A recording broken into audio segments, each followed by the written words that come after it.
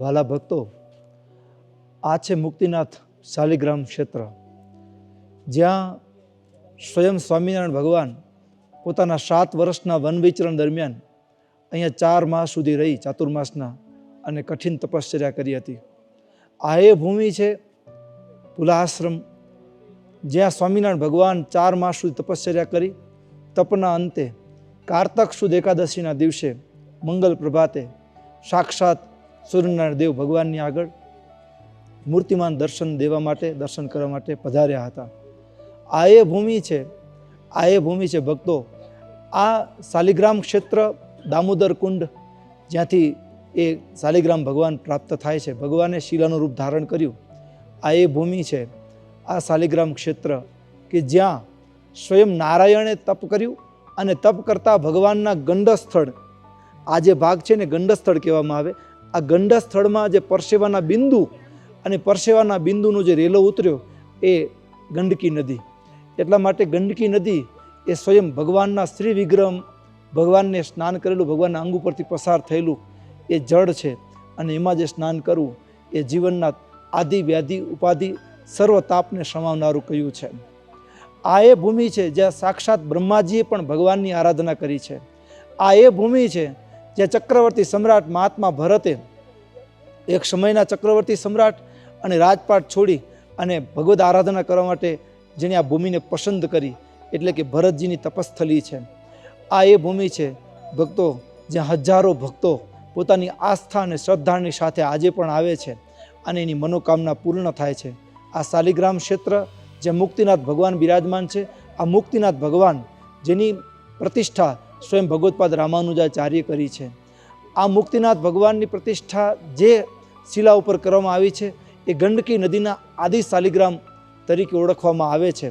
અને દરરોજ પ્રાતઃકાળે એ ગંડકી નદીના આદિ શાલિગ્રામ, જે મુક્તિનાથ ભગવાનના બંને ચરણના મધ્ય ભાગમાંથી એમની પ્રાતઃ પૂજા થતી હોય છે.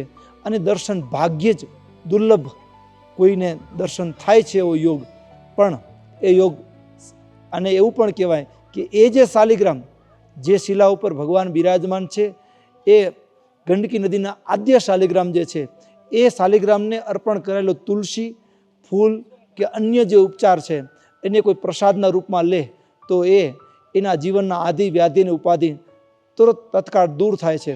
તો આવું અદ્ભુત અનોખું વૈષ્ણવોના 108 દિવ્ય દેશોમાંનું એક ક્ષેત્ર એટલે પુલાશ્રમ, મુક્તિનાથ ક્ષેત્ર. અને બ્રહ્માજીના 7 પુત્રો, માનસ પુત્રો પૈકી પુલહ ઋષિએ પણ આ જગ્યાએ તપ કર્યું, એટલા માટે પુલાશ્રમ એવા નામથી પણ ઓળખવામાં આવે છે. ઉપર જ્વાલામાઈ પણ છે. જ્વાલામાઈમાં એવું કહેવાય છે કે જળ, અગ્નિ અને વાયુ 3નો સંયોગ છે, એવું અખંડ જ્યોત એ પણ ત્યાં ઉપર છે. અને આ ભૂમિ ઘણા બધા આશ્ચર્યોથી ભરાયેલી છે. આ ભૂમિની અંદર ચારે બાજુ નજર કરશું તો અહીંયા તો થોડા ઘણા વૃક્ષો દેખાય, પણ અન્ય જગ્યાએ આ ભૂમિમાં ક્યાંય એ વૃક્ષ જોવા ન મળે. આ ભૂમિ આજે પણ કોઈનું દેહાંત થાય આ પ્રદેશની અંદર તો અહીંયા જે અખંડ જ્યોત છે ત્યાંથી એ અગ્નિની જ્યોત લઈ જવામાં આવે અને એનાથી અગ્નિદાહ આપવામાં આવે છે. આ ભૂમિ એના સિવાય પણ અનંત આશ્ચર્યોથી ભરપૂર છે. એવા અનંત આશ્ચર્યોથી ભરપૂર એવા શાલિગ્રામ ક્ષેત્ર, મુક્તિનાથ ભગવાનના દર્શન આજે સૌ સંતો ભક્તોએ કર્યા છે.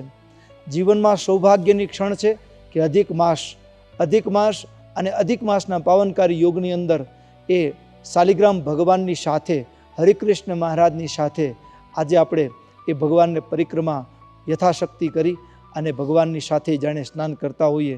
યાદ તો એ આવે કે મારો પ્રભુ એ આજથી 250 વર્ષ પહેલાં, એ 235-40 વર્ષ પહેલાં એ ત્રિકાલ સ્નાન, એટલે કે દિવસમાં 3 વખત એ 108 ધારાઓમાં સ્નાન કરે, એક પગે ઊભા રહી અને મુક્તિનાથ ભગવાનની આગળ એ ગાયત્રી મંત્રનો જાપ કરતા હશે.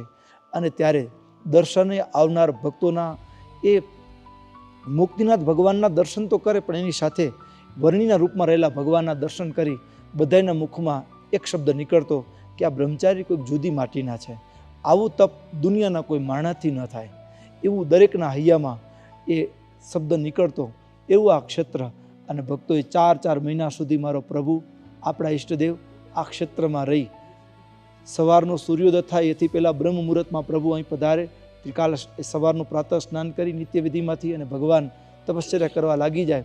અને ત્યારે ભગવાન જ્યારે તપ કરવા લાગે, ભગવાનની શરીર કેટલું કૃશ થયેલું કે એ લીલીછમ નાડીઓ દેખાય, આટલું કૃશ થયેલું. ધર્મ અને ભક્તિ દિવ્ય રૂપે ભગવાનની જે મુદ્રા છે ને, બંને બાજુ ક્યાંક એ વર્ણિરાજ પડી ન જાય એના માટે બંને બાજુ પોતે ધર્મ અને ભક્તિ ઊભા રહી અને ભગવાનની સેવામાં અખંડ હાજર રહેતા. આ એ ભૂમિ છે. ભક્તો, આજે પણ આ ભૂમિની અંદર હજારો અનંત અનંત અનંત ઋષિઓ રહ્યા છે.